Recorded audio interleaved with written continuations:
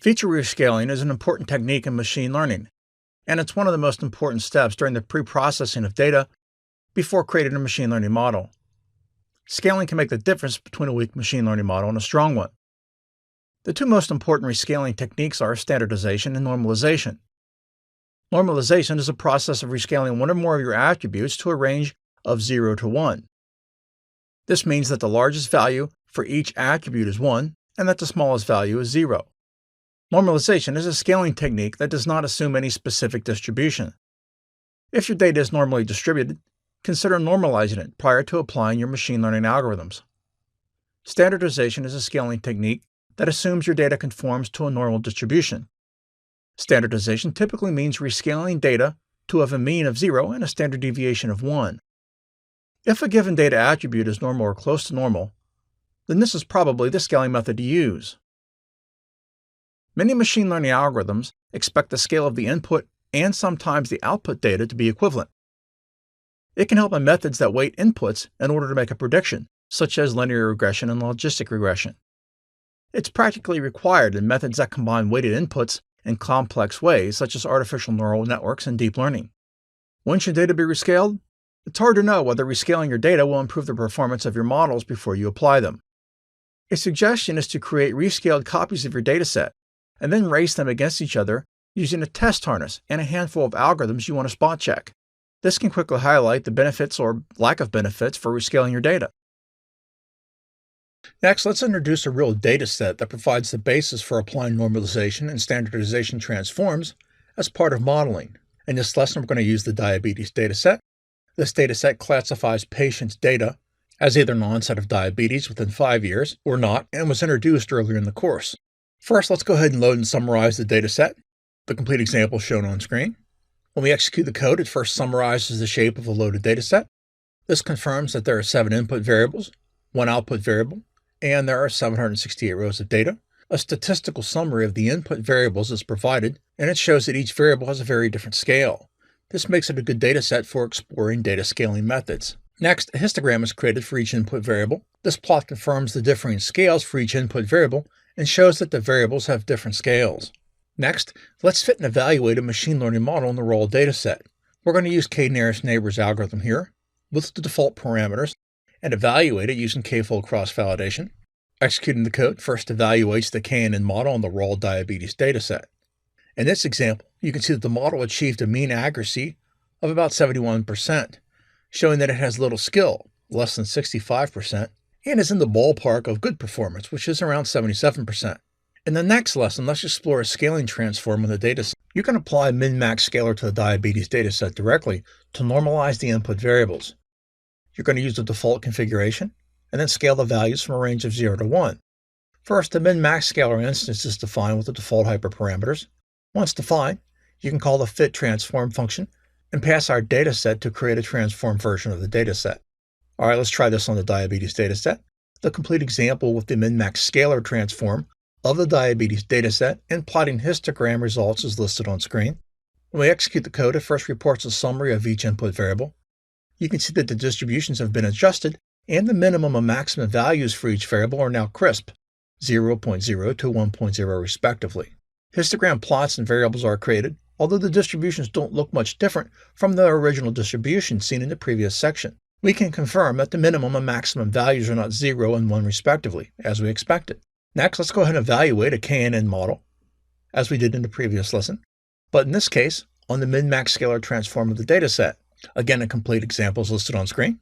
We execute the code, you can see that the min-max scalar transform results in a lift in performance from 71% without the transform to about 73% with the transform. In the next lesson, let's go ahead and explore the effect of standardizing the input variables. You can apply a standard scalar to the diabetes dataset directly to standardize the input variables. You can use the default configuration and scale the values to subtract the mean to center them on 0, 0, and divide them by the standard deviation to give a standard deviation of 1.0. First, a standard scalar instance is defined with the default hyperparameters. Once defined, you can call a fit transform function and then pass in the dataset to create a transform version of the dataset.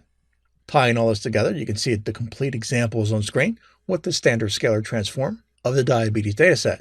We've also again plotted some histograms to get a visualization of what we're doing. When we execute the code, it first reports a summary of each input variable.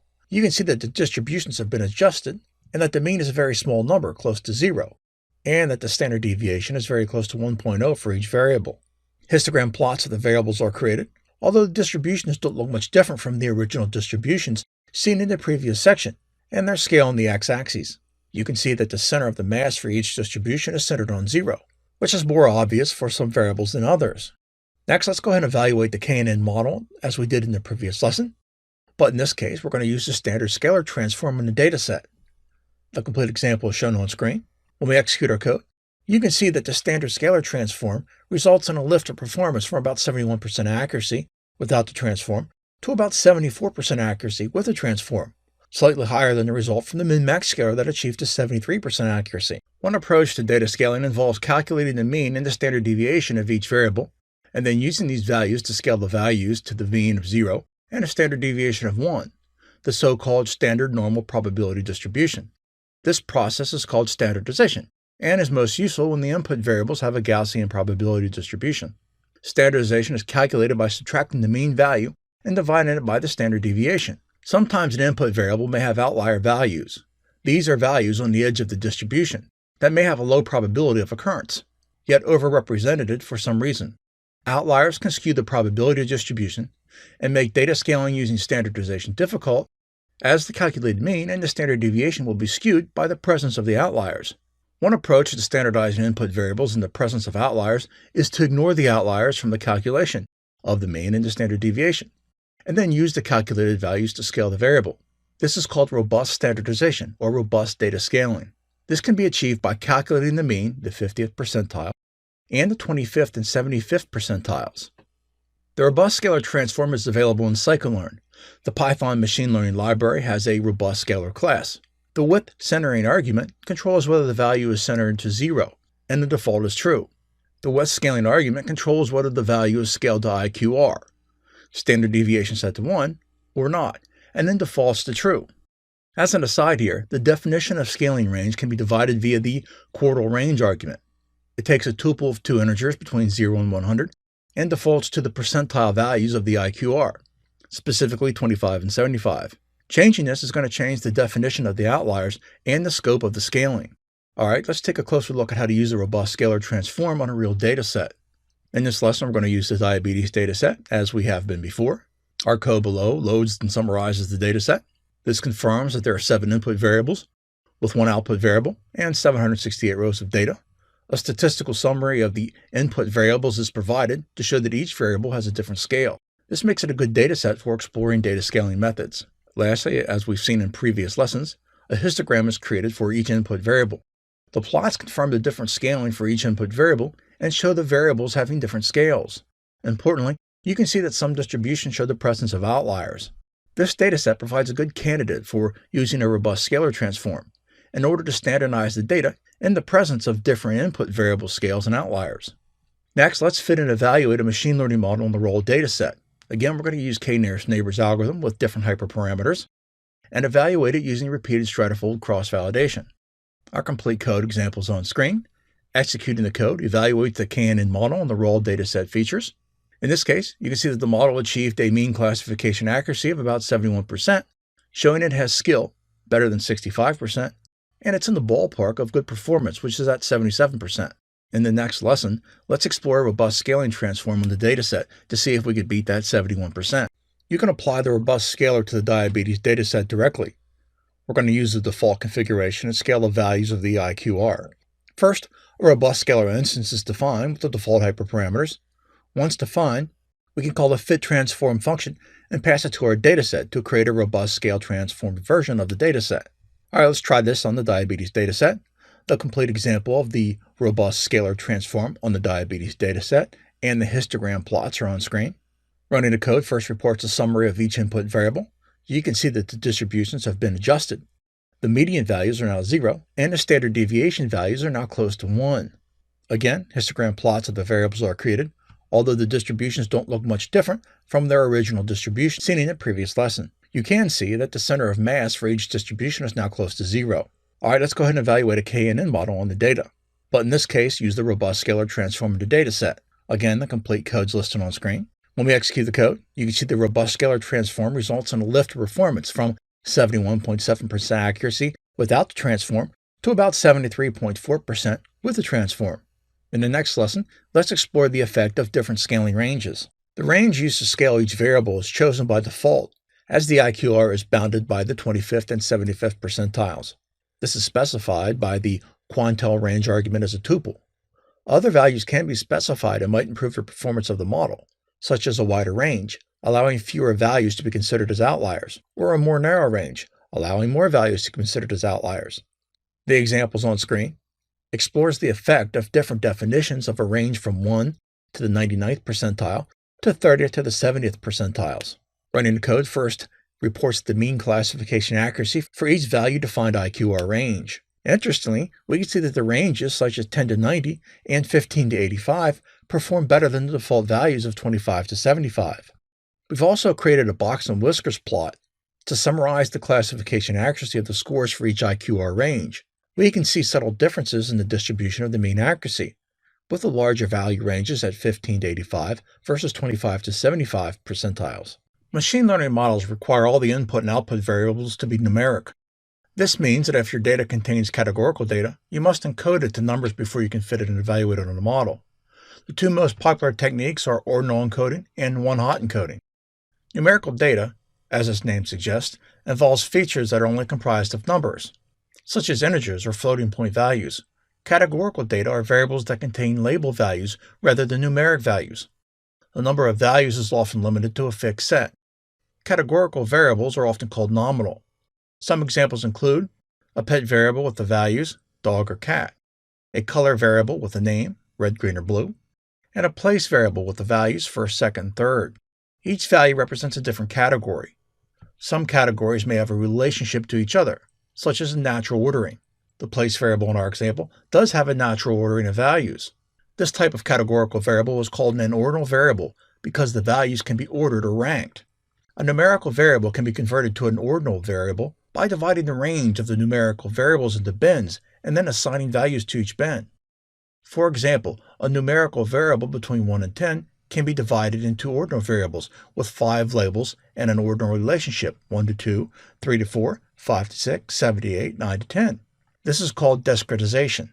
Alright, so we've got two types of variables here. Nominal. These are variables comprised of a finite set of discrete values with no order or rank relationship between them. And then we have ordinal. These are variables comprised of a finite set of discrete values with a ranked ordering between the values. Some algorithms can work with categorical data directly. For example, a decision tree can be learned directly from categorical data with no data transform required. Now, this does depend on the specific implementation, and I don't recommend it, but it can be done. Many machine learning algorithms cannot operate on labeled data directly. They require all the input variables and all the output variables to be numeric. In general, this is mostly a constraint of the efficient implementation of machine learning algorithms rather than a hard limitation of the models themselves. Some implementations of machine learning models require all the data to be numerical. For example, scikit-learn has this requirement.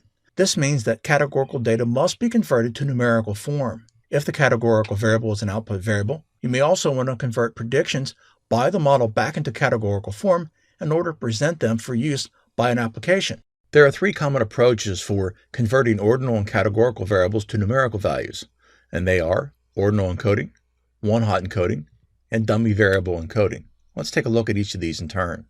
In ordinal encoding, each unique category value is assigned an integer value. For example, red would be 1, green 2, and blue 3. This is called an ordinal encoding or an integer encoding, and it's easily reversible. Often, integer values starting with 0 are used. For some variables, an ordinal encoding may be enough. The integer values have a natural order relationship between each other, and the machine learning models may be able to understand and harness their relationship. An integer ordinal encoding is a natural encoding for ordinal variables. For categorical variables, it imposes an ordinal relationship where no such relationship exists. This can cause problems, and one-hot encoding should be used instead. This ordinal encoding transform is available in the scikit-learn Python machine learning library via the Ordinal Encoder class. By default, it's going to assign integers to labels in the order that is observed in the data. If a specific order is desired, it can be specified via the categories argument as a list with the rank order of all expected labels. You can demonstrate the usage of this class by converting color categories red, green, and blue into integers. First, the categories are sorted, then the numbers are applied. For strings, this means the labels are sorted alphabetically and that blue is 0, green is 1, and red is 2. The complete example is listed on screen. Executing the code first reports the 3 rows of labeled data, then the ordinal encoding. You can see that the numbers are assigned to the labels as you expected. This ordinal encoding class is intended for input variables that are organized into rows and columns, such as matrices. If a categorical target variable needs to be encoded for classification predictive modeling problem, then the label encoder class can be used. It does the same thing as the ordinal encoder, although it expects a one-dimensional input for a single target variable. One-hot encoding can be confusing. Let's create a visual representation of the process. For categorical variables where no such ordinal relationship exists, the integer encoding is not enough. In fact, using this encoding and allowing the model to assume a natural ordering between categories may result in poor performance or unexpected results such as predictions halfway between categories. In this case, one-hot encoding can be applied to the integer representation. This is where the integer encoded variable is removed and a new binary variable is added for each unique integer value. In the color variable example, there are 2 categories and therefore 2 binary variables are needed. A 1 value is placed in the binary variable for the color, and 0 values for the other colors. Take note that only one of these columns can take on the value of a 1 for each sample, hence the term one-hot encoding. Next up, let's talk about one-hot encoding. For categorical variables where no ordinal relationship exists, the integer encoding may not be enough or even misleading to the model. Forcing an ordinal relationship via an ordinal encoding and allowing the model to assume natural ordering between the categories may result in poor performance or even unexpected results. For example, predictions halfway between categories. In this case, one-hot encoding can be applied to the ordinal representation. In the color variable example, there are 3 categories, and therefore 3 binary variables are needed. A 1 value is placed in the binary variable for the color and a 0 value for the other color. This is a one-hot encoding transform, and it's available in the scikit-learn machine learning library via the one-hot encoder class. You can demonstrate the usage of the one-hot encoder on the color categories. First, the categories are sorted, in this case alphabetically because they are strings. Then the binary variables are created for each category in turn. This means that blue will be represented as 100, with a 1 in the first binary variable, then green, and then finally red. The complete example is listed on screen. Running the code lists the 3 rows of labeled data, then the one-hot encoding matching our expectations of 3 binary variables in the order of blue, green, and red. If you know all the labels to be expected in the data, they can be specified via the categories argument in a list. The encoder is fed on the training dataset, which likely contains at least one example of all the expected labels for each of the categorical variables, if you don't specify the list of labels. If the new data contains categories not seen in the training dataset, the handle_unknown argument can be set to ignore, to not raise an error, which is going to result in a 0 value for each label. Alright, next up, let's cover dummy variable encoding. The one-hot encoding creates a binary variable for each category. The problem is that the presentation includes redundancy. For example, if you know that 100 represents blue and 010 represents green, we don't need another binary variable to represent red. Instead, we could just use 0 values alone. This is called dummy variable encoding, and always represents C categories with C-1 binary variables. In addition to being slightly less redundant, a dummy variable representation is required for some models. For example, in the case of a linear regression model, and other regression models that have a biased term, a one-hot encoding will cause the matrix of input data to become singular, meaning it cannot be inverted and linear regression coefficients cannot be calculated using linear algebra. For these types of models, dummy variable encoding must be used instead. We rarely encounter this problem in practice when evaluating machine learning models, unless we're using linear regression, of course. You can use the one-hot encoder class to implement a dummy variable encoding, as well as one-hot encoding. The drop argument can be used to indicate which category will become the one that's assigned to all 0 values, called the baseline. We can set this to first so that the first category is used. When the labels are sorted alphabetically, the blue label will be the first and will become the baseline. Alright, let's go ahead and demonstrate this with all the color categories. The complete example is listed on screen. When we execute the code in our example, it first lists the 3 rows of categorical variables, then the dummy variable encoding. showing that green is encoded as 1, 0, red is encoded as 0, 1, and blue is encoded as 0, 0, as we specified. Alright, now that we're familiar with the three approaches for encoding categorical variables, let's look at a dataset that has categorical variables. Alright, now let's work through an example with a real dataset. We're going to use the breast cancer dataset in this lesson. This dataset classifies breast cancer patients as either a recurrence or a non-recurrence of cancer. There are 286 examples and 9 input variables. It's a binary classification problem. The first thing we're going to do is load the dataset into memory using the pandas library.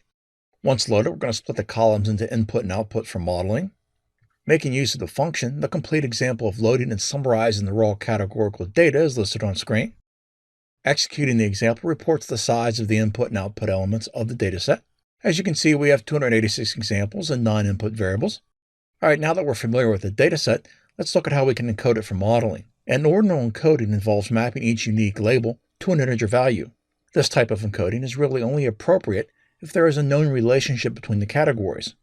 This relationship does exist in some of the variables in our dataset, and ideally, this should be harnessed when preparing the data. In this example, we will ignore any possible existing ordinal relationship and assume all variables are categorical. It can still be helpful to use an ordinal encoding, at least to the point of reference and other encoding schemes. You're going to use the ordinal encoder from scikit-learn to encode each variable to integers. This is a flexible class and does allow the order of the categories to be specified as arguments if any such order is known. Once defined, you can call the fit transform function and pass it to the dataset to create an ordinal transform version of the dataset. You can also prepare the targets in the same manner. When we tie all this together in the breast cancer dataset, the complete example is listed on screen with the ordinal encoding transform on the breast cancer dataset summarizing the results. When we execute the code, it transforms the dataset and reports the shape of the resulting dataset. You would expect the number of rows, and in this case, the number of columns, to be unchanged, except all string values are now integer values. And as expected, in this case, you can see that the number of variables is unchanged, but all the values are now ordinal encoded integers. Now let's evaluate a machine learning model on the dataset with the encoding. The best practice when encoding variables is to fit the encoding on the training dataset, and then apply it to the training and test sets. First, we're going to split the dataset, then prepare the encoding on the training set, and then apply it to the testing set. You can fit the ordinal encoder on the training dataset and use it to transform the training and testing sets. The same approach can be used to prepare the target variable. You can fit the logistic regression algorithm on the training dataset and evaluate it on the test dataset. Again, the complete example is on screen. Running the code prepares the dataset in the correct manner and then evaluates the model fit on the transformed data. In this case, the model achieved a classification accuracy of around 75%, which is a reasonable score. Machine learning algorithms like linear regression and Gaussian naive Bayes assume numerical variables have a Gaussian probability distribution. Your data may not have a Gaussian distribution and instead may have a Gaussian-like distribution, nearly Gaussian but with outliers or skew, or a totally different distribution, an exponential distribution. Therefore, you may be able to achieve better performance on a wide range of machine learning algorithms by transforming input and output variables to have a Gaussian or more Gaussian-like distribution. Power transforms like Box-Cott transforms and the Yeo-Johnson transform provide an automatic way of performing these transforms on your data and are provided in the scikit-learn Python machine learning library. In this lesson and the next few, you're going to discover how to use power transforms and scikit-learn to make variables more Gaussian for modeling. The Gaussian is a common distribution with the familiar bell shape. It's often so common that it can be referred to as a normal distribution. Some models like linear regression and logistic regression explicitly assume the real valued variables have a Gaussian distribution. Other nonlinear algorithms may have the same assumption, yet often perform better when variables have a Gaussian distribution. This applies to both real valued input variables, in the case of classification and regression tasks, and real valued target variables in the case of regression tasks. There are data preparation techniques that can be used to transform each variable into a distribution that's Gaussian, or, if not Gaussian, a more Gaussian-like distribution. These transforms are most effective when the data is nearly Gaussian to begin with and is afflicted with skew or outliers. Power transforms refer to a class of techniques that use a power function, like a logarithm or an exponent, to make the probability distribution of the variables more Gaussian or Gaussian-like. A power transform will make the probability distribution of a variable more Gaussian. This is often described as removing a skew in the distribution, although more generally it's described as stabilizing the variance of the distribution. You can apply transforms directly by calculating the log or square root of the variable, although this may be or may not be the best power transform for a given variable. Instead, you can use a generalized version of the transform that best transforms a variable to a Gaussian probability distribution. There are two popular approaches for automatic power transforms, and they are the Box-Cots transform and the Yeo-Johnson transform. The transformed training dataset can then be fed to a machine learning model to learn the predictive modeling task. The optimal value for this hyperparameter used in the transform for each variable can be stored and then reused to transform the new data in an identical manner, such as a test dataset or a new data in the future. These power transforms are available in the scikit-learn machine learning library via the Power Transform class. The class takes an argument named method that can then be set to Yeo-Johnson or Box-Cots for the preferred method. It will also standardize the data automatically after the transform, meaning each variable will have a zero mean and a unit variance. This can be turned off by setting the standardize argument to false. You can demonstrate the power transformer with a small worked example. You can generate a simple random Gaussian distribution numbers and impose a skew on the distribution by calculating the exponent. Then you can use the power transform to automatically remove the skew from the data. Executing our code first creates a sample with 1,000 random Gaussian values and adds skew to the dataset. A histogram is created from the skewed dataset and clearly shows the distribution is pushed far to the left.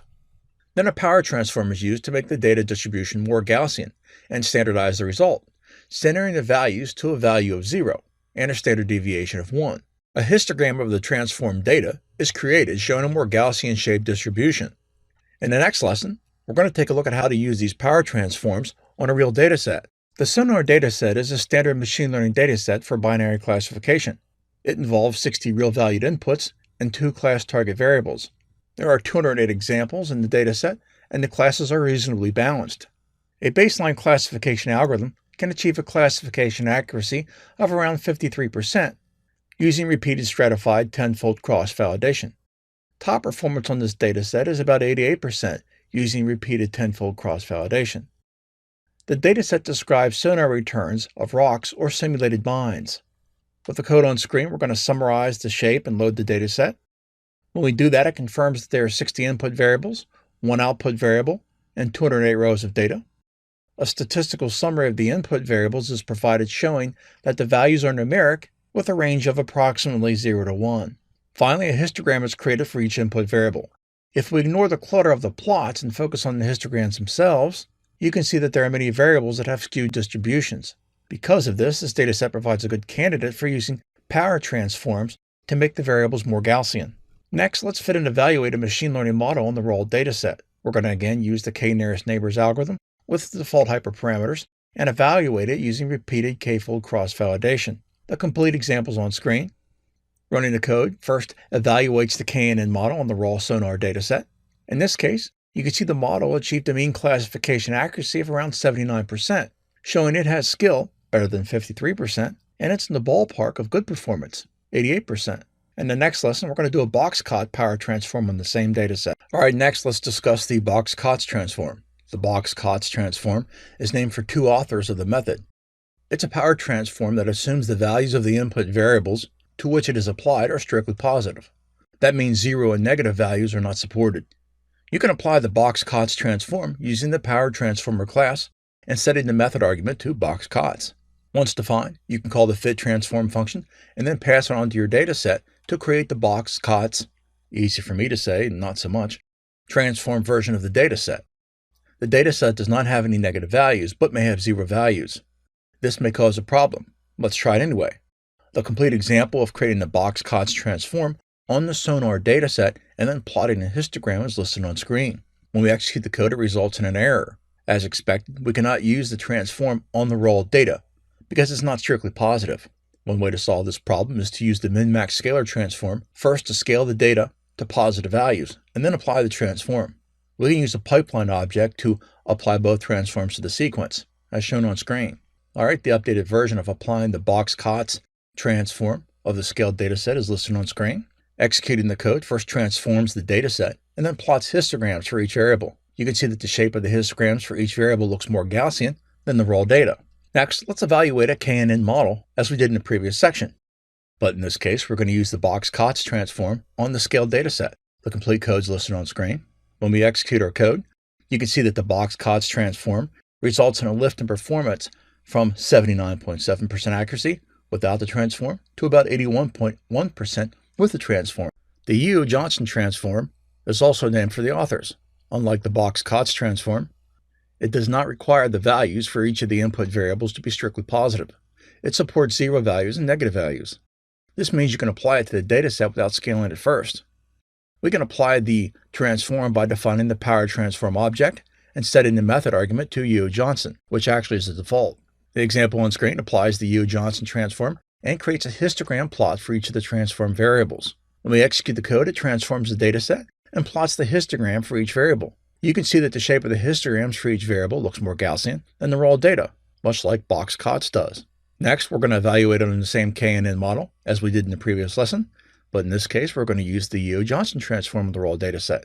Running the code in the example, you can see the Yu-Johnson transform results in a lift of performance from 79.7% to about 80.8% with the transform, less than box-COTS transform that achieved an 81%. Sometimes a lift in performance can be achieved by standardizing the raw dataset prior to performing the Yu-Johnson transform. Let's explore that by using the standard Scalar as the first thing in our pipeline. Again, the code's on screen. When we execute the code, you can see that standardizing the data prior to applying Yu-Johnson resulted in a small lift in performance from about 80.8% to about 81.6%, which is a very small lift over the results from the box-COTS transform. Often the input features for predictive modeling tasks interact in unexpected and often nonlinear ways. These interactions can be identified and modeled by the learning algorithm. Another approach is to engineer new features that expose these new interactions and see if they can improve model performance. Additionally, transforms like raising input variables to a power can help better expose the important relationships between the input variables and the target variable. These features are called interaction and polynomial features and allow us to use simpler modeling algorithms as some of the complexity of interpreting the input variables and the relationships is pushed back on the data preparation stage. Sometimes these features can result in improved modeling performance, although at the cost of adding thousands or even millions of additional input variables. Alright, let's take a look at polynomial features first. Polynomial features are those features that are created by raising an existing feature to an exponent. For example, if your dataset had an input variable x, then a polynomial feature would be the addition of the new feature, where the values are calculated by squaring the values x to x squared. The process can be repeated with each input variable in the dataset, creating a transform version of each. Therefore, polynomial features are a type of feature engineering, i.e., the creation of new input features based on the existing features. The degree of the polynomial is used to control the number of features added. For example, a degree of 3 will add 2 new variables for each input variable. Typically, a small degree is used, such as 2 or 3. It's also common to add new variables that represent the interaction between features, i.e., a new column that represents one variable multiplied by another. This too could be repeated for each input variable, creating a new interaction variable for each pair of input variables. A squared or cubed version of the input variable will change the probability distribution, separating the small and large values, a separation that is increased with the size of the exponents. This separation can help some machine learning algorithms make better predictions, as is common for regression predictive modeling tasks, and generally tasks that have numerical input variables. Typically, linear algorithms, such as linear regression and logistic regression, respond well to the use of polynomial input variables. For example, when used as an input to linear regression algorithms, the method is more broadly referred to as polynomial regression. A polynomial feature transform is available in the scikit-learn library via the Polynomial Features class. Let's go ahead and demonstrate this with an example. Running the example first reports the raw data with the 2 features, remember features are columns, and each feature has a value of either 2 or 3. The polynomial features are created, resulting in 6 features, matching what we described earlier. The degree argument controls the number of features created, and the default's 2. The interaction-only argument means that only raw values, a degree of 1, and the interaction, pairs of values multiplied with each other, are included, defaulting to false. The include bias argument defaults to true to include the bias features. In the next lesson, we're going to take a closer look at how to use polynomial feature transforms on a real dataset. Often the input features for predictive modeling tasks interact in unexpected and often nonlinear ways. These interactions can be identified and modeled by the learning algorithm. Another approach is to engineer new features that expose these new interactions and see if they can improve model performance. Additionally, transforms like raising input variables to a power can help better expose the important relationships between the input variables and the target variable. These features are called interaction and polynomial features and allow us to use simpler modeling algorithms as some of the complexity of interpreting the input variables and the relationships is pushed back on the data preparation stage. Sometimes these features can result in improved modeling performance, although at the cost of adding thousands or even millions of additional input variables. Alright, let's take a look at polynomial features first. Polynomial features are those features that are created by raising an existing feature to an exponent. For example, if your dataset had an input variable x, then a polynomial feature would be the addition of the new feature, where the values are calculated by squaring the values x to x squared. The process can be repeated with each input variable in the dataset, creating a transform version of each. Therefore, polynomial features are a type of feature engineering, i.e., the creation of new input features based on the existing features. The degree of the polynomial is used to control the number of features added. For example, a degree of 3 will add 2 new variables for each input variable. Typically, a small degree is used, such as 2 or 3. It's also common to add new variables that represent the interaction between features, i.e., a new column that represents one variable multiplied by another. This too could be repeated for each input variable, creating a new interaction variable for each pair of input variables. A squared or cubed version of the input variable will change the probability distribution, separating the small and large values, a separation that is increased with the size of the exponents. This separation can help some machine learning algorithms make better predictions, as is common for regression predictive modeling tasks, and generally tasks that have numerical input variables. Typically, linear algorithms, such as linear regression and logistic regression, respond well to the use of polynomial input variables. For example, when used as an input to linear regression algorithms, the method is more broadly referred to as polynomial regression. A polynomial feature transform is available in the scikit-learn library via the Polynomial Features class. Let's go ahead and demonstrate this with an example. Running the example first reports the raw data with the 2 features, remember features are columns, and each feature has a value of either 2 or 3. The polynomial features are created, resulting in 6 features, matching what we described earlier. The degree argument controls the number of features created, and the default's 2. The interaction-only argument means that only raw values, a degree of 1, and the interaction, pairs of values multiply with each other, are included, defaulting to false. The include bias argument defaults to true to include the bias features. In the next lesson, we're going to take a closer look at how to use polynomial feature transforms on a real dataset. The degree of the polynomial dramatically increases the number of input features. To get an idea of how much this impacts the number of features, you can perform a transform with a different range of degrees and compare the number of features in the dataset. The complete example is on screen. Well, the complete code for the example is on screen. When we execute the code, it first reports the degrees from 1 to 5 and the number of features in the dataset. You can see that at degree 1, it has no effect, and that the number of features dramatically increases from 2 to 5. Now this highlights for anything other than a small dataset, a degree of at least 2 or 3 should be used to avoid a dramatic increase in the input variables. We've also created a line plot of the degrees versus the number of input features for the polynomial feature transform. More features may result in more overfitting, and in turn worse results. It may be a good idea to treat the degree for polynomial feature transforms as a hyperparameter and test different values for your dataset. The example on screen explores just that, with a range of values from 1 to 4, and evaluates their effects on the classification accuracy. When you execute the code, it reports the mean classification accuracy for each polynomial degree. In this case, you can see that the performance is generally worse than no transform, except for a degree of 3.